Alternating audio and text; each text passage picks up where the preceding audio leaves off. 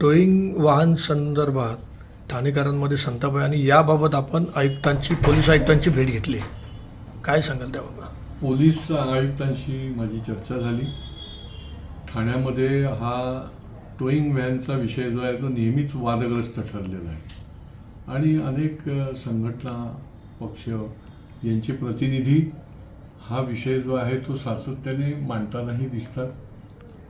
जनतेचंही म्हणणं जे आहे हे देखील रास्त आहे आणि प्रशासन देखील त्यांची जी योजना आहे त्याच्या संबंधी सातत्याने त्यांचं ते मांडत असतात.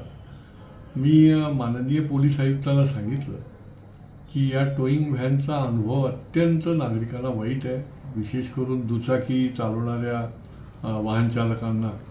आणि एकूणच हे काम जे आहे ते पारदर्शी नाही आहे. एका बाजूला पार्किंगची व्यवस्था करत राहणं महापालिका आणि ट्रॅफिक खात्याच्या संपर्कात राहून हे तर आपलं काम आहे, पण ज्या पद्धतीने टोईंग व्हॅनचं कामकाज चालतं ते अत्यंत ज्याला म्हणता येईल की लोकांना त्रासदायक आहे. त्याच्यामध्ये पार्शॅलिटी होते आणि पारदर्शक नाही आणि ते होईपर्यंत कुठल्याही परिस्थितीत आपण हे इम्प्लिमेंट करू नये अशी देखील लोकांची मागणी होती. माझ्या चर्चेच्या निमित्ताने त्यांनी हे मान्य केलं की जे नागरिकांना अपेक्षित आहे ते पूर्ण झाल्याशिवाय हे टोईंगचं आम्ही करणार नाही, त्याची सुरुवात करणार नाही आणि त्या दिशेने जे जे म्हणून तक्रारी आहेत त्या तक्रारीच्या अनुषंगाने शास्त्रशुद्ध आणि पारदर्शक असं एक धोरण जे आहे टोईंगचं ते आम्ही समोर आणू. तोपर्यंत कुठलंही आम्ही हे सुरू करणार नाही असं त्यांनी आश्वासित केलं आहे.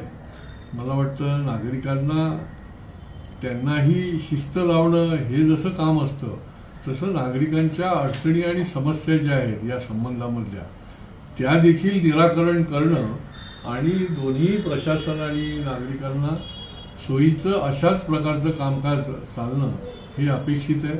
मला वाटते आयुक्तांनी जे आपल्याला सांगितलं आहे त्याच्यानुसार हे आता टोईंगचं प्रकरण जे आहे, टोईंग व्हॅन जे आहे ते आत्ता तरी ते सुरू करणार नाही.